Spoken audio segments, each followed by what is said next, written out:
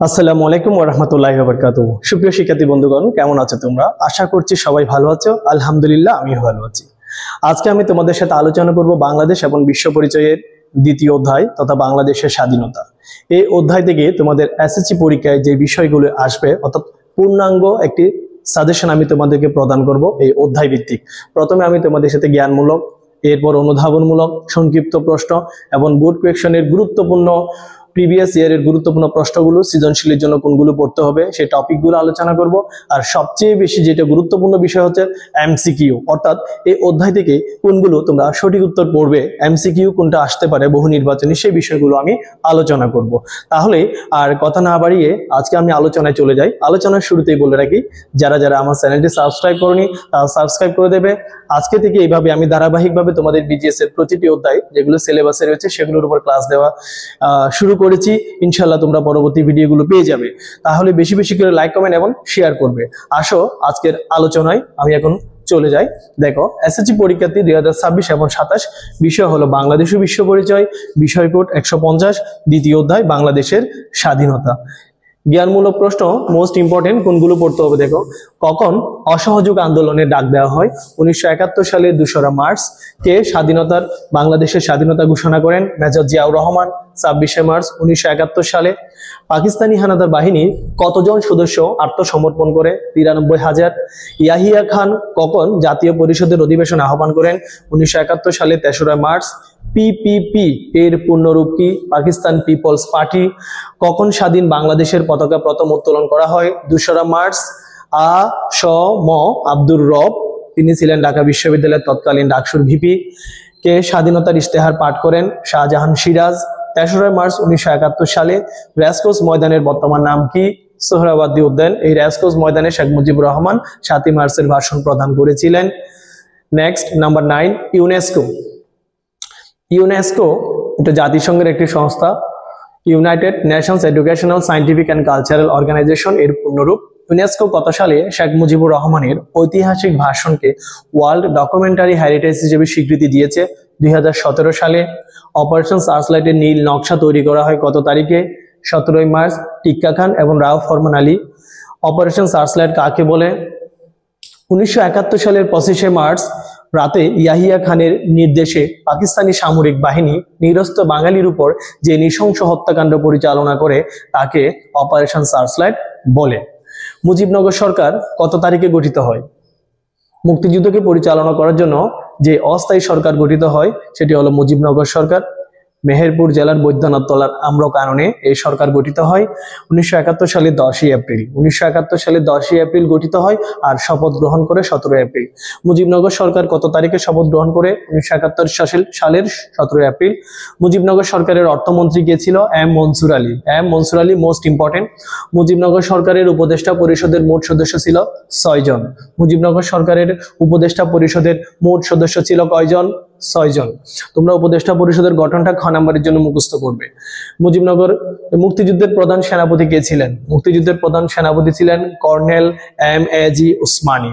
Of দিয়ে অবসরপ্রাপ্ত, অর্থাৎ অবসরপ্রাপ্ত কর্নেল এম.এ.জি. উসমানী। এম মানে মোহাম্মদ, এ দিয়ে আতাউল, জি দিয়ে গনি, মোহাম্মদ আতাউল গনি উসমানী। মুজিবনগর সরকারের কয়টি মন্ত্রণালয় বা বিভাগ ছিল? 12টি। মুজিবনগর সরকার কাকে বিশেষ দূত হিসেবে নিয়োগ দেন? বিচারপতি আবু সাইদ চৌধুরীকে। তাহলে মুজিবনগর সরকার কাকে বিশেষ দূত হিসেবে নিয়োগ দেয়? বিচারপতি আবু সাইদ চৌধুরীকে। এই নামটা মনে রাখা সহজ। আবু সাইদ জুলাইতে অভ্যুত্থানে যে শহীদ হলো সেই আবু সাইদের নাম অনুসারে ওনার নামটা মনে রাখতে পারবে। তাহলে আবু সাইদের নাম মনে রাখলে এই নামটিও মনে থাকবে। এভাবে টেকনিক দিয়ে পড়বে। মুক্তিযুদ্ধের সময় বাংলাদেশকে কয়টি সেক্টরে ভাগ করা হয়? 11টি।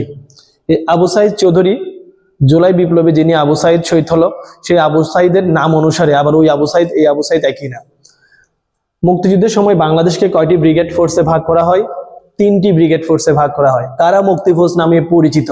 প্রতিটি সেক্টরে নিয়মিত সেনা, গেরিলা, সাধারণ যোদ্ধা ছিল, তারা মুক্তিযোদ্ধা বা মুক্তিফৌজ নামে পরিচিত। ইপিআর তোমাদের পাঠ্যবইতে কিন্তু এগুলোর পূর্ণরূপ নেই, এগুলো আসতে পারে, তাই আমি এগুলো তোমাদের জন্য তৈরি করেছি এভাবে। ইপিআর এর পূর্ণরূপ কি? East Pakistan rifles. EPR east Pakistan rifles. Next, number 22, মুক্তিবাহিনীতে একক গোষ্ঠী হিসেবে কাদের সংখ্যা ছিল সবচেয়ে বেশি? ছাত্রছাত্রীদের সংখ্যা ছিল সবচেয়ে বেশি। মুক্তিযুদ্ধে কাদের আত্মত্যাগ ব্যতীত স্বাধীনতা অর্জন কঠিন হতো? ছাত্র সমাজের আত্মত্যাগ ব্যতীত স্বাধীনতা অর্জন কঠিন হতো। পেশাজীবী কারা? সাধারণ অর্থে যারা বিভিন্ন পেশায় নিয়োজিত তারাই হলেন পেশাজীবী। যেমন ছাত্র পেশাজীবী হবে না, শিক্ষক পেশাজীবী, চিকিৎসক পেশাজীবী। যদি পরীক্ষা অপশনে থাকে ছাত্র, তাহলে ওটা কেটে দেবে। শিক্ষক, চিকিৎসক, প্রকৌশলী এগুলো হচ্ছে পেশাজীবী। অপশনে ছাত্র থাকলে ওটা কেটে দেবে, এমসিকিউ তো হবে না, ওটা পেশাজীবী নয়। পেশাজীবী কারা? সাধারণ অর্থে যারা বিভিন্ন পেশায় নিয়োজিত তারাই হলেন পেশাজীবী। কালরাত্রি কাকে বলে? কালরাত্রি হলো অশুভ বা ভয়ঙ্কর রাত। বাংলাদেশের ইতিহাসে 1971 সালের 25শে মার্চের রাতকে কালরাত্রি বলা হয়।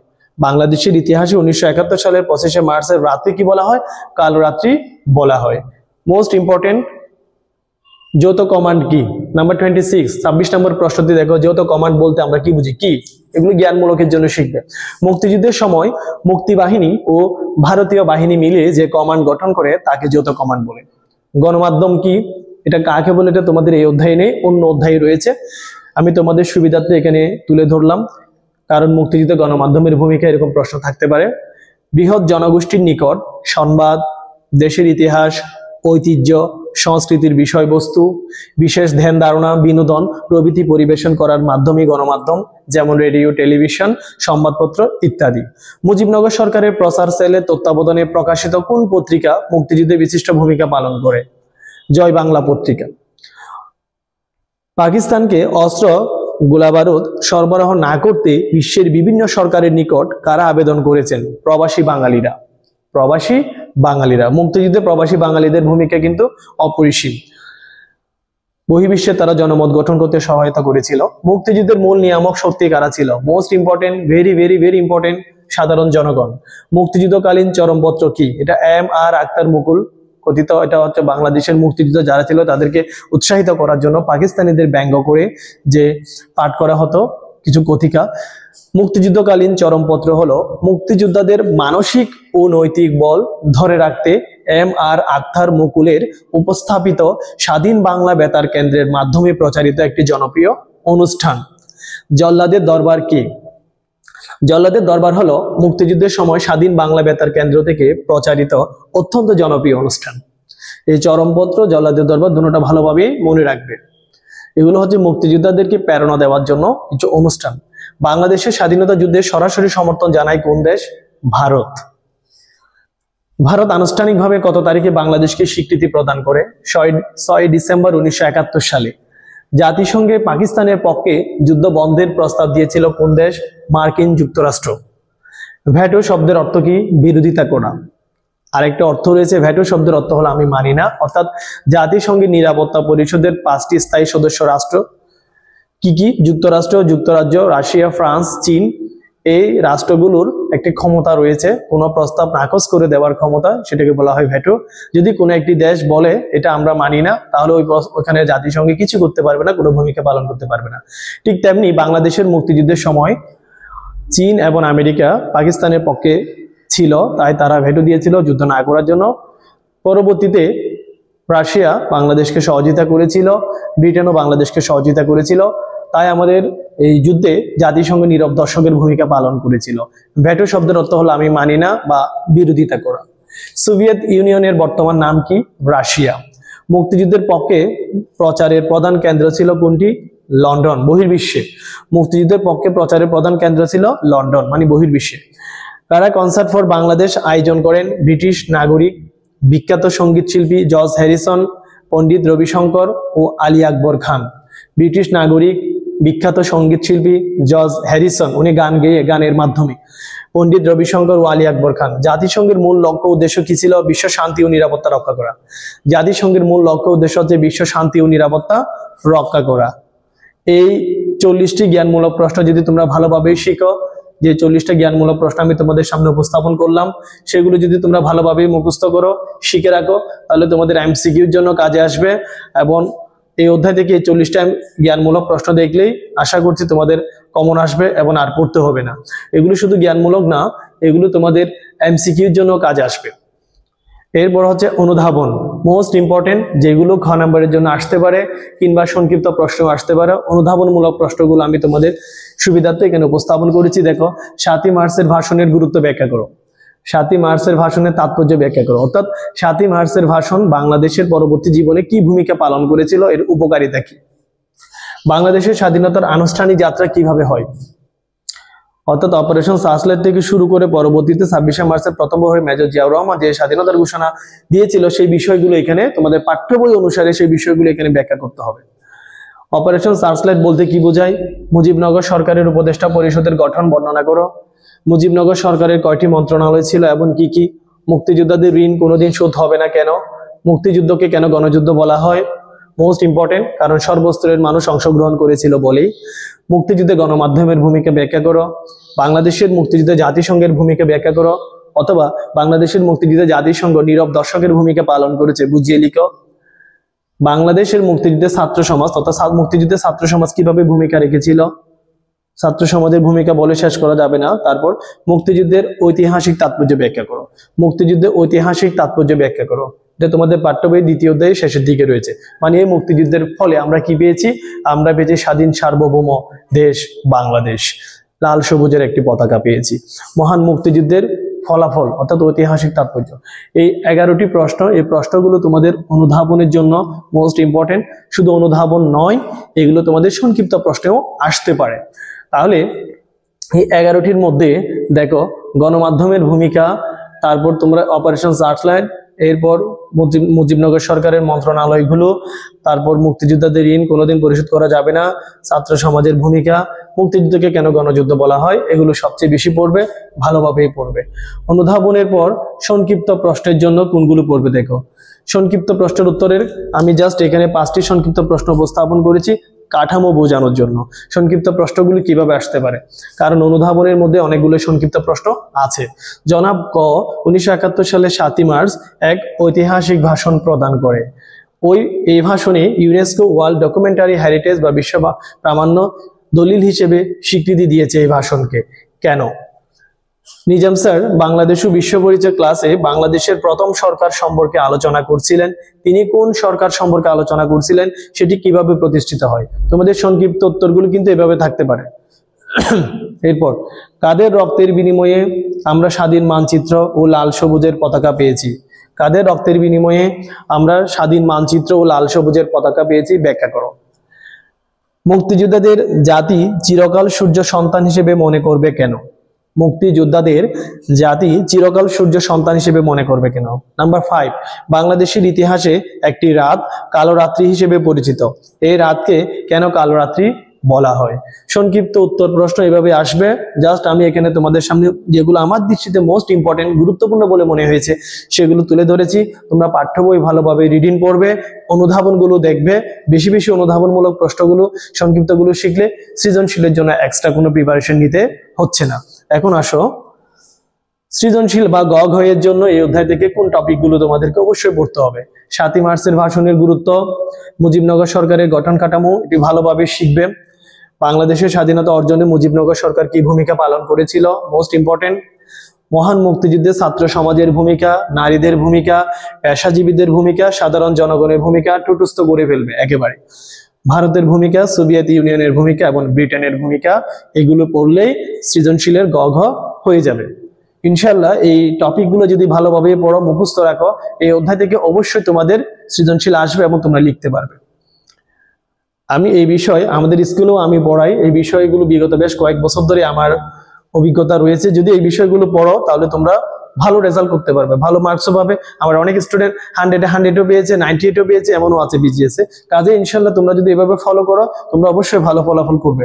গুরুত্বপূর্ণ সৃজনশীল 2023 সালে সিলেট বোর্ড এবং যশোর বোর্ড, তোমাদের যে সিলেবাস রয়েছে সেই সিলেবাসের আলোকে এই বোর্ড কোয়েশ্চেন যেগুলো রয়েছে এগুলো পড়বে।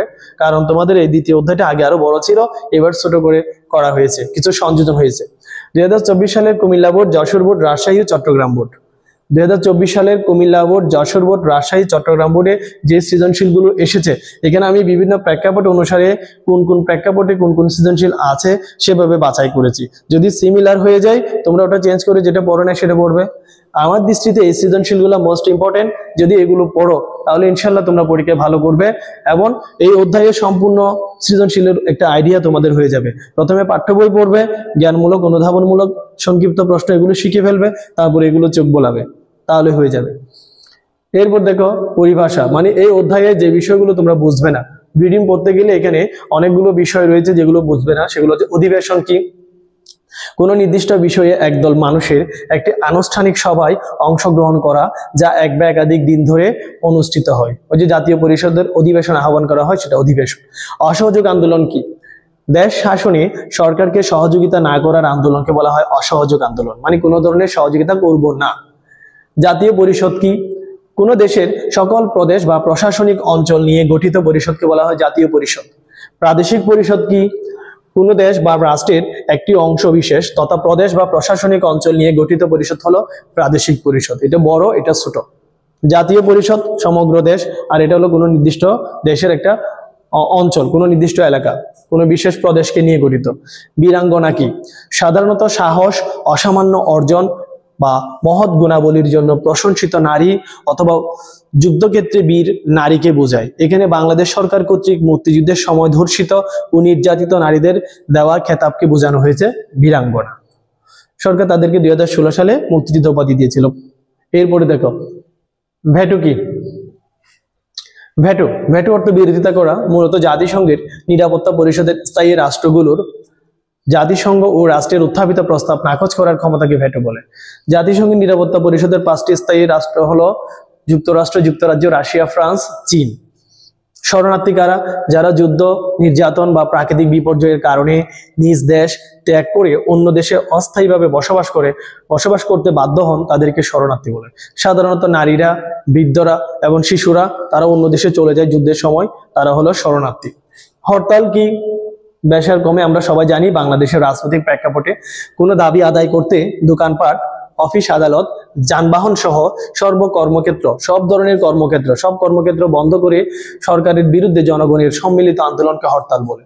কোনো দাবি আদায় করতে দোকানপাট, অফিস আদালত, যানবাহন সহ সব কর্মক্ষেত্র বন্ধ রেখে সরকারের বিরুদ্ধে জনগণের সম্মিলিত আন্দোলনকে হরতাল বলে।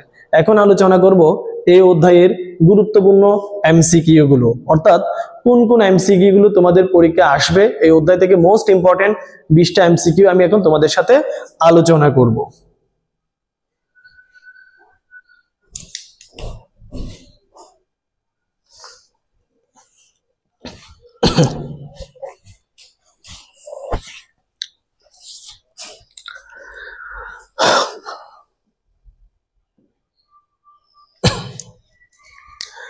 দ্বিতীয় অধ্যায়ের মোস্ট ইম্পর্টেন্ট এমসিকিউ, যে এমসিকিউ গুলো পড়লেই সম্পূর্ণ অধ্যায়ের উপর একটা আইডিয়া তোমাদের হয়ে যাবে, যেগুলো পরীক্ষায় আসতে পারে।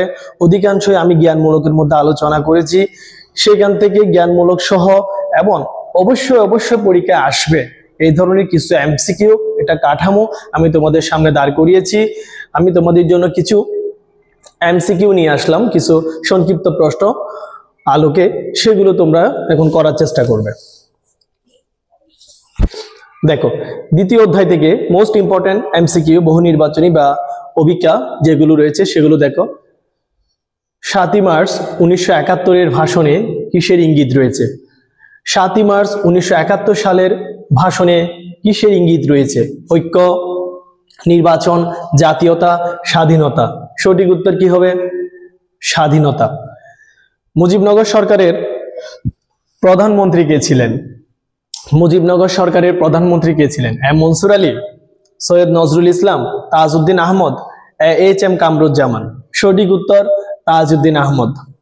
নাম্বার 3, মুজিবনগর সরকার 1971 সালে কত তারিখে শপথ গ্রহণ করে? 26শে মার্চ, 10ই এপ্রিল, 17ই এপ্রিল, 16ই ডিসেম্বর। শপথ গ্রহণ করে 17ই এপ্রিল। 4 নাম্বার, মুক্তিবাহিনীতে একক গোষ্ঠী হিসেবে কাদের সংখ্যা সবচেয়ে বেশি ছিল? মুক্তিবাহিনীতে একক গোষ্ঠী হিসেবে কাদের সংখ্যা সবচেয়ে বেশি ছিল? তোমরাই বলো। শ্রমিক, কৃষক, চাকরিজীবী, ছাত্র। সঠিক উত্তর ছাত্র। বাংলাদেশ সরকার বীরাঙ্গনাদের মুক্তিযোদ্ধা হিসেবে স্বীকৃতি দেয় কত সালে? আমি কিছুক্ষণ আগে আলোচনা করেছি 1997 সালে, 2010 সালে, 2014 সালে, 2016 সালে? সঠিক উত্তর 2016 সালে। শিল্পী জর্জ হ্যারিসন মুক্তিযুদ্ধে বিশ্ব জনমত সৃষ্টি করেন কোনটির দ্বারা? শিল্পী জর্জ হ্যারিসন কবিতা রচনা করে, চলচ্চিত্র তৈরি করে, গান গেয়ে, ছবি এঁকে? সঠিক উত্তর গান গেয়ে। স্বাধীনতা যুদ্ধে নারীদের ভূমিকা কি ছিল? স্বাধীনতা যুদ্ধে নারীদের ভূমিকা ছিল, এটা বহুপদী, একটু ভালোভাবে খেয়াল করো। যুদ্ধে প্রত্যক্ষ অংশগ্রহণ, আহত যোদ্ধাদের সেবা প্রদান, সঠিক। বিভিন্ন প্রকার তথ্য প্রদান, নিচের কোনটি সঠিক? 1, 2, 3, ঘ নাম্বারটা। নাম্বার 8, মুক্তিযোদ্ধাদের বীরত্ব গাথা, যুদ্ধের নানা ঘটনা জাতির সামনে তুলে ধরেন কারা?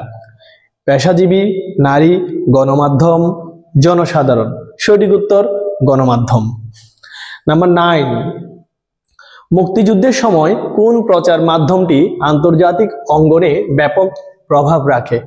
বিবিসি, বিবিসি মানে ব্রিটিশ ব্রডকাস্টিং কর্পোরেশন, ভুয়া, ভয়েস অফ আমেরিকা, তারপর নিউ ইয়র্ক টাইমস, ইন্ডিপেন্ডেন্ট? কোনটা? সঠিক উত্তর বিবিসি। কোথায় স্বাধীন বাংলা বেতার কেন্দ্র চালু হয়? ঢাকায়, কুমিল্লায়, রাজশাহীতে, চট্টগ্রামে? সঠিক উত্তর চট্টগ্রামে, কালুরঘাটে।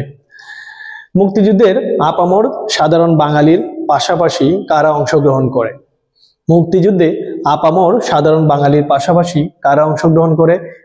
নৃগোষ্ঠীর জনগণ, বিহারী জনগণ, জমিদাররা, ত্রিপুরার জনগণ? সঠিক উত্তর নৃগোষ্ঠীর জনগণ। নাম্বার 12, মুক্তিযুদ্ধের সময় বাঙালি পেশাজীবীদের একটি অংশ কাদের পক্ষে অবস্থান নেয়? পাকিস্তানি রাজনীতিবিদ, পাকিস্তান সরকার, বাঙালি বুদ্ধিজীবী, মুজিবনগর সরকার? সঠিক উত্তর পাকিস্তান সরকার। অর্থাৎ পেশাজীবীর একটা অংশ চেয়েছিল দেশ স্বাধীন না হোক। ফাবিহা যে শহরে বাস করছে সেটি 1971 সালে বাংলাদেশের মুক্তিযুদ্ধের পক্ষে প্রচারের প্রধান কেন্দ্র ছিল। ওই শহরটির নাম কি? Abu Dhabi, London, Cairo, Riyadh? সঠিক উত্তর লন্ডন। নাম্বার 14, উপদেষ্টা কমিটি গঠন করা হয় কেন?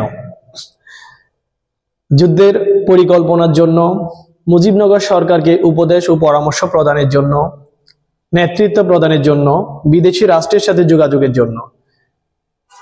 তাহলে কি হবে? উপদেষ্টা কমিটি গঠন করা হয় মুজিবনগর সরকারকে উপদেশ ও পরামর্শ প্রদানের জন্য। 15, পরের নম্বর, অপারেশন সার্চলাইট এর নীল নকশা কে তৈরি করেন? অপারেশন সার্চলাইট এর নীল নকশা তৈরি করেন কে? ইয়াহিয়া খান, জুলফিকার আলী ভুট্টো, আইয়ুব খান, রাও ফরমান আলী? সঠিক উত্তর রাও ফরমান আলী। নাম্বার 16, 16 নম্বরটি দেখো। জনাব রহিম এবং তার সহযোদ্ধারা পাকিস্তানি বাহিনীকে হঠাৎ আক্রমণ করে পালিয়ে আত্মরক্ষা করতেন। তিনি কোন ধরনের মুক্তিযোদ্ধা ছিলেন? হঠাৎ আক্রমণ করে চলে যেতেন। গেরিলা, সম্মুখ, নিয়মিত, সহায়ক? সঠিক উত্তর গেরিলা। নাম্বার 17, মুক্তিযুদ্ধের মূল নিয়ামক শক্তি কি ছিল? এটি না থাকলে তো দ্বিতীয় অধ্যায় কমপ্লিট হবে না। মুক্তিযুদ্ধের মূল নিয়ামক শক্তি ছিল ভারতীয় সাহায্য, বুদ্ধিজীবী, বিমান বাহিনী, জনগণ? সঠিক উত্তর জনগণ। নাম্বার 18, 18 নম্বর দেখো। 1971 সালের 10ই এপ্রিল সংগঠিত হয় আনুষ্ঠানিকভাবে বাংলাদেশের স্বাধীনতার ঘোষণা, মুজিবনগর সরকারের শপথ গ্রহণ, মুজিবনগর সরকার গঠন? 1971 সালে 10ই এপ্রিল কি হয়? আনুষ্ঠানিকভাবে বাংলাদেশের স্বাধীনতার ঘোষণা হয় এবং মুজিবনগর সরকার গঠন হয়। মুজিবনগর সরকারের শপথ গ্রহণ হয়েছিল 17ই এপ্রিল। তাহলে 1, 3 সঠিক উত্তর হবে খ, 1 এবং 3। এগুলো রোমান সংখ্যা। কত তারিখে স্বাধীন বাংলাদেশের পতাকা উত্তোলিত হয়? মানে স্বাধীন বাংলাদেশের পতাকা কত তারিখে প্রথম উত্তোলন করা হয়? 1 মার্চ, 2 মার্চ, 3 মার্চ, 4 মার্চ? সঠিক উত্তর দেখি বলতো, কত তারিখে স্বাধীন বাংলাদেশের পতাকা প্রথম উত্তোলিত হয়? এই একটা প্রশ্নের উত্তর আমি বললাম না, তোমরা কমেন্টে জানাবে। পেশাজীবী হলেন চিকিৎসক, সাংবাদিক, ছাত্র? কারা পেশাজীবী? এটা আমি আলোচনা করেছিলাম। চিকিৎসক, সাংবাদিক, ছাত্র কারা? পেশাজীবী কারা? নিচের কোনটি সঠিক? 1, 2, 1 3 2 3 1 2 3। এখানে ছাত্র পেশাজীবী নয়, কাজে 1 2 হলো উত্তর। 19 নম্বর প্রশ্নের উত্তর কি হবে তোমরা যারা ভিডিওটা দেখেছো তারা কমেন্টে জানাবে। আর আজকের আমার ক্লাসটি কেমন লেগেছে তোমরা জানালে আমি খুশি হব। পরবর্তীতে তৃতীয় অধ্যায় এভাবে ধারাবাহিকভাবে অন্যান্য অধ্যায়গুলো ঠিক এভাবে সাজেশন প্রদান করব। আমি আমার অভিজ্ঞতার আলোকে তোমাদের উপকারার্থে তোমাদের সুবিধার জন্য অধ্যায় ভিত্তিক সাজেশন দিয়ে যাচ্ছি। যারা আমার চ্যানেলটি সাবস্ক্রাইব করেনি তারা সাবস্ক্রাইব করে দেবে। যারা আমার ক্লাসগুলো দেখবে আমার দৃঢ় বিশ্বাস বাস্তব অভিজ্ঞতার আলোকে, এবং আমি আমার এই বিষয়ের সাথে যেহেতু আমি রিলেটেড, আমার অসংখ্য স্টুডেন্ট রয়েছে, বর্তমানেও আছে, আগেও ছিল, কাজেই তাদের কোন জায়গায় কোথায় কি প্রবলেম সেই বিষয়ে আমার অভিজ্ঞতা রয়েছে। সেই অভিজ্ঞতার আলোকে আমি চেষ্টা করতেছি তোমরা যাতে উপকৃত হও, সেজন্য আমার এই ক্লাসগুলো। যদি ভালো লেগে থাকে তাহলে চ্যানেলটি সাবস্ক্রাইব করবে এবং বেশি বেশি করে লাইক কমেন্ট শেয়ার করবে। সবাই ভালো থাকবে, সুস্থ থাকবে। আসসালামু আলাইকুম ওয়া রাহমাতুল্লাহি ওয়া বারাকাতুহু।